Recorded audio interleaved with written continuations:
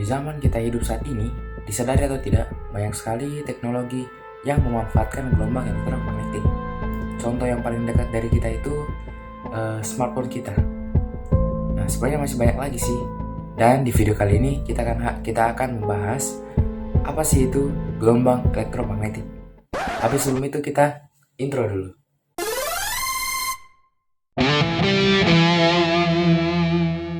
Halo teman-teman semua, apa kabar? Semoga sehat selalu ya. Perkenalkan, nama saya Valentina Mizi Febrian dari kelas 12D SMA Al Azhar Madani Palu. Kali ini saya akan menemani teman-teman semua untuk memahami apa sih itu gelombang elektromagnetik serta bagian-bagiannya. Penasaran? Mari disimak penjelasan-penjelasan berikut ini. Gelombang elektromagnetik merupakan gelombang yang dapat merambat tanpa melalui perantara.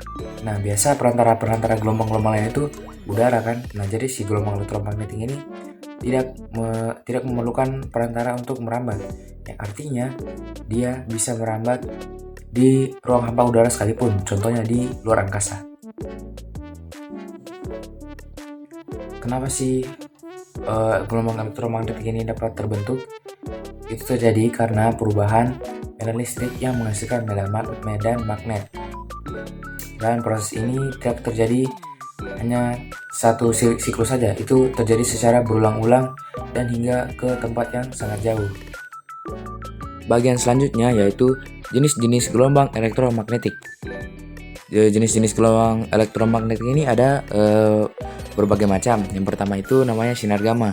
Sinar gamma merupakan gelombang elektromagnetik paling kuat di antara gelombang elektromagnetik lainnya. Frekuensi dari sinar ini sendiri merupakan yang paling tinggi, sehingga merupakan sinar dengan daya tembus yang paling besar. Juga, sinar gamma ini bermanfaat untuk mengecek keretakan hasil pengelasan logam, dan juga untuk membunuh sel kanker. Tapi sinar gamma ini memiliki dampak menyebabkan kanker darah atau leukemia.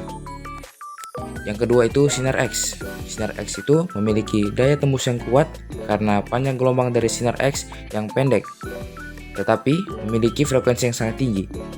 Sinar X bahkan dapat menembus daging hingga pelat aluminium. Sinar X sendiri memiliki bermanfaat untuk mendeteksi organ-organ tubuh bagian dalam.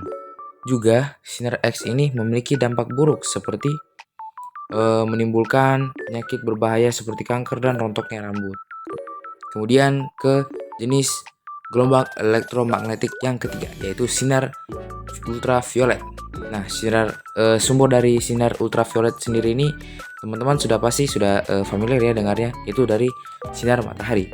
Sinar ultraviolet ini bermanfaat untuk menentukan kandungan suatu bahan dan digunakan pada lampu neon. Sedangkan untuk di bidang kesehatannya itu digunakan dalam meningkatkan produksi vitamin D dalam tubuh.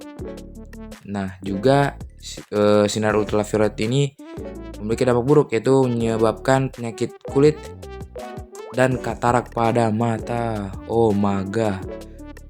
Kemudian kita ke gelombang elektromagnetik yang keempat, yaitu cahaya tampak. Cahaya tampak itu merupakan bagian dari spektrum gelombang elektromagnetik yang dapat dideteksi oleh mata manusia. Sinar tampak sendiri ini memiliki manfaat untuk fotosintesis pada tumbuhan dan dapat digunakan dalam sinar laser untuk mengelas dan memotong lempengan baja.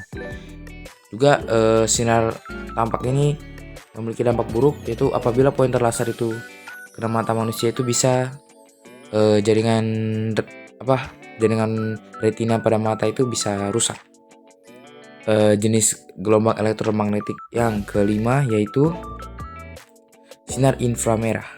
Sinar inframerah merupakan radiasi dari elektromagnetik yang tidak terlihat oleh mata biasa, yang memiliki panjang gelombang sejauh 700 nanometer dan 1 mikrometer, yang lebih luas dan panjang dari sebuah cahaya yang tertangkap oleh mata manusia. Walau. Kemudian manfaat dari sinar inframerah itu sendiri itu biasa digunakan untuk foto inframerah dan remote control. Dan sinar inframerah ini memiliki dampak apabila kita terkena radiasi inframerah, itu sama tajamnya seperti sinar ultraviolet yang menyebabkan efek terbakar pada permukaan kulit atau melepuh. Lalu, kita ke gelombang elektromagnetik yang keenam, yaitu gelombang mikro.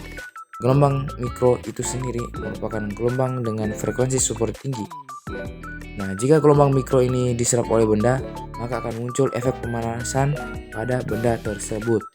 Gelombang mikro ini memiliki manfaat untuk komunikasi radar dan digunakan pada microwave. Gelombang mikro ini juga memiliki dampak buruk, yaitu memberikan efek stres pada syaraf otak. Lalu kita lanjut ke gelombang elektromagnetik yang ketujuh, yaitu gelombang radio.